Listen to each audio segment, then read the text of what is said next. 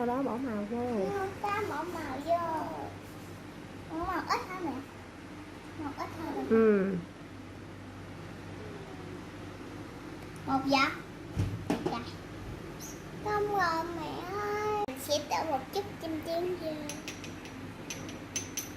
Cỡ. Cho ra bông vào cái hũ này. Rồi bóp lên, bóp ra bông.